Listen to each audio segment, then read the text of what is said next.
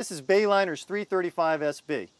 Now this is a twin-engine powerboat that's designed for overnighting and weekend trips. What's really interesting about this boat is its price tag. It listed around $150,000 with a pair of Merc 260s. That is $20,000 to $50,000 less than most competitors. Why is it? Let's ask Pat Blake from Bayliner. Well, Lenny, a big portion of that is actually inside the cabin. Why don't we go inside and take a look and I'll show you.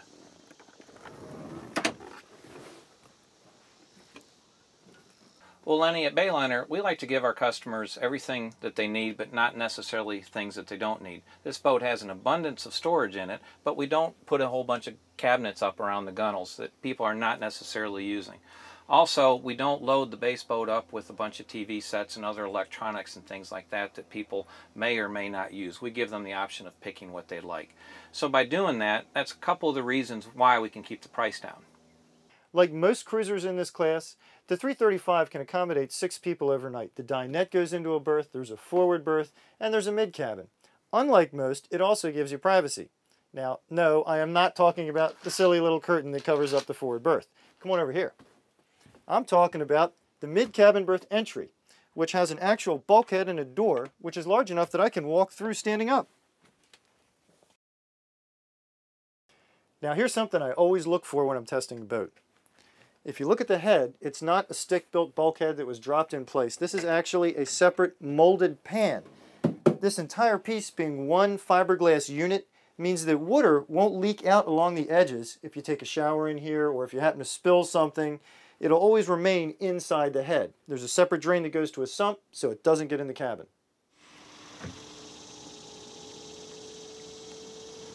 You want to get into the heart and soul of a boat? Get below the deck and into the engine room. This one lifts up on an electric lifter, and as you can see, it gives you great access. The hull is hand-laid fiberglass. You got fiberglass stringers. One thing I really like is the big aluminum motor mount right there. It gives it a lot of strength, a lot of oomph. One thing I don't love so much, some of the wood is not completely covered with gel coat. Could lead to problems, way down the line. Before we close this hatch up, a couple details you want to take note of. There's a great storage space here for the cockpit table so you can get it out of the way. And there's lots of insulation on the underside of the hatch to cut down on engine noise in the cockpit. For a 33-foot boat, this thing is just plain fun to run. The Mercs are plenty of power. Handling is great. And with the twin engines, dockside maneuverability is excellent as well.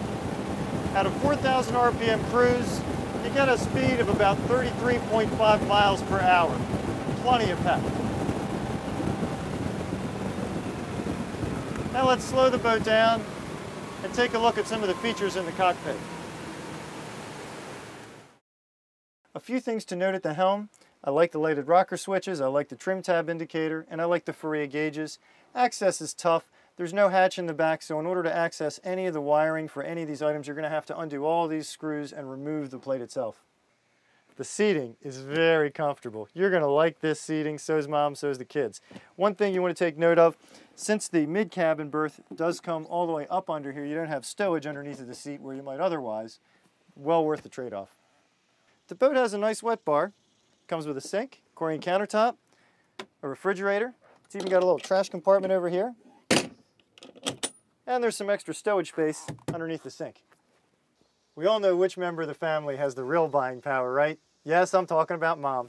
Here's something about the boat she's going to like. Getting up to the bow sun pad is really easy.